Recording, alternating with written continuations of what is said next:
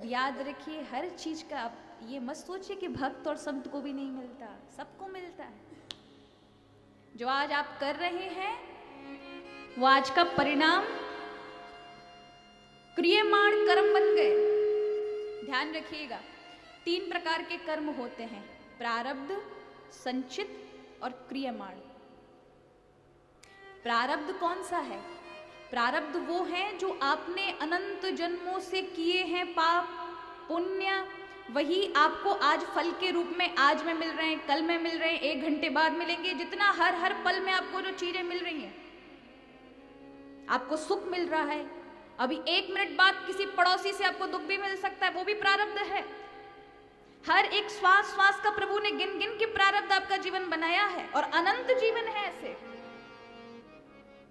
जो प्रारब्ध है वो पके हुए फल हैं, संचित वो हैं जो अभी आप कर रहे हैं, वो संचय होता जा रहा है, उसे पकने में देरी है। क्योंकि पौधे से पेड़ बनेगा, पेड़ से फूल आएंगे, फूल से फिर फल, यानी फिर प्रारब्ध बनेगा वो।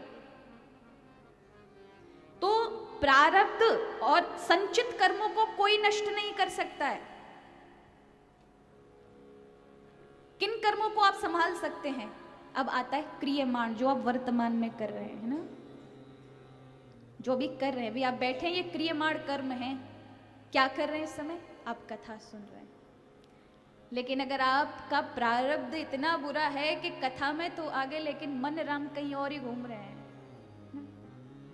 तो तन तो बैठा है, तन पे है, और ठाकुर जी की असीम कृपा हुई कि आपको कथा में तो बुला लिया, सत्संग से तो जोड़ लिया, लेकिन आपके कर्म इतने गिरे हुए हैं कि आप वहां कथा में बैठ के भी सो गए, कथा में बैठ के भी उघा रहे हैं, कथा में बैठकर भी रस नहीं है, कथा में बैठ के भी मन अनत्र संसारिक विषयों में भाग रहा है। तो वो कहते हैं ना कि भगवान नाटक वाटक नहीं देखते महाराज। ये नहीं होता है कि भैया सामने वाला, हम तो अगर माला लेके बैठ जाए तो लोग सामने वाले तो समझेंगे बड़ा भजनानंदी है, लेकिन भगवान अंदर जानते हैं, मन के अंदर तो वही मनमोहन बैठे हैं। कहाँ बैठे हैं प्रभु? संसार को धोखा दे सकते ना। अगर मैं आंखें बंद करके और योग साधना आदि, लोगों को दिखने में बड़ा अच्छा लगेगा, बताओ दीदी कितनी भजनानंदी है, 24 घंटे नेत्र बन के भगवान का भजन, लेकिन अंदर क्या चल रहा है वो कौन जानता है? हरि जानते। उनसे कपट, उनसे चोरी नहीं चल सकती, प्रभु से नहीं चल सकता। यहां हरि गोविंद गोपाला कर रहे हो और मन में सोच रहे एक चाय का प्याला होता, वाह बड़ा।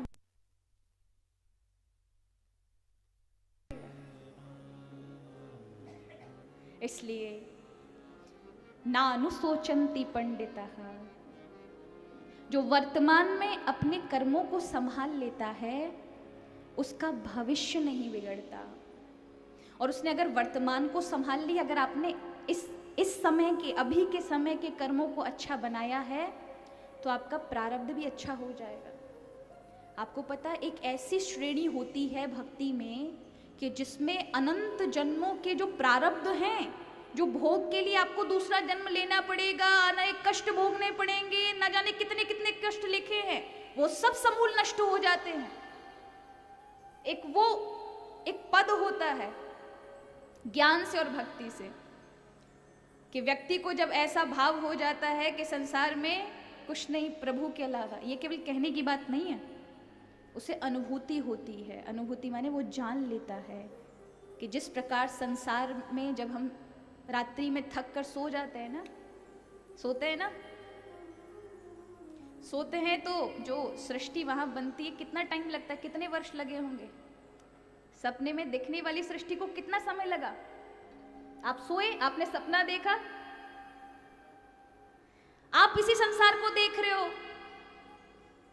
कई बार भक्त आकर मुझे कहते हैं कि दीदी आज हमने आपको देखा स्वप्न में ना, आप हमें कथा सुना रहे, आप हमें भजन सुना रहे, आप हमें परिक्रमा ले गए हो। उन्हें बस नींद लगी और ऐसे करके स्वप्न सरोवर में, स्वप्न की दुनिया में चले गए। कितना टाइम लगा उस संसार को बनने में? क्योंकि इस दुनिया को बनने में तो लोग टाइम बताते ना। कोई कहता था पूर्व में जब साइंटिस्टों ने खोज नहीं की थी, उतने ही पर्याप्त हमारे पास साधन थे तो कुछ लोग जो पाश्चात्य लोग थे उन्होंने कहा संसार को बने हुए कुछ 3-4 हजार वर्ष हुए होंगे। उसके बाद थोड़ा जब देखा वेदों में तो महाराज अरबों खरबों से भी ऊपर लंबी आयु ब्रह्मा जी की है। तब उन्होंने जाकर अंतरिक्ष की खोज की। अंतरिक्ष तो अरबों वर्षों से भी ऊपर है, उससे भी पुराना है। और खोज की, इससे भी अत्यधिक और अनेक अनेक अंतरिक्ष हैं, वो तो उससे भी ज्यादा पुराने हैं। तो इसकी कोई आयु नहीं है। लेकिन जो स्वप्न में आप दुनिया बना लेते हैं वो तो एक क्षण में बनती है और एक क्षण में ही बिगड़ जाती है। आप जब स्वप्न में होते हो तो क्या ये अभी आप बैठे हैं, इस दुनिया का भान होता है क्या? सब भूल जाते हो, माता पिता भाई बहन व्यापार आदि सब छूट जाता है, सब झंझट छूट जाते हैं। तो वो हकीकत है, उसी को तुम हकीकत समझते हो जो स्वप्न में चल रहा होता है। जागने के बाद स्वप्न तुम्हें नाटक लगता है, अब ये जगत सच्चा लग रहा होता है। ऐसा ही है ना? पर किसको सच मानोगे? क्या पता अभी भी तुम स्वप्न में जी रहे हो।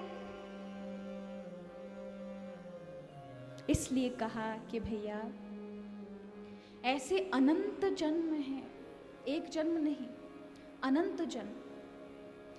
आत्मा कभी नष्ट नहीं होती, एक कपड़ा चढ़ जाता है उसके ऊपर। अब आपने कौन से कर्म किए हैं? अच्छे कर्म के तो मनुष्य बन गए, बुरे कर्म के तो कीट पतंग मक्खी मच्छर ये सभी बनते जा रहे हो। एक ही योनि थोड़ी ना है। इसलिए क्रियमाण कर्म जो भी आप कर रहे हैं इनको आप संभाल सकते हैं, इनको आप नियंत्रण कर सकते हैं। वो भी कैसे? जब आप प्रभु का भजन करोगे, भक्ति करोगे, प्रभु का नाम लोगे तो ये कर्म संभल जाएंगे। इसलिए वर्तमान की चिंता करनी चाहिए, लोग भविष्य की चिंता में लगे रहते हैं।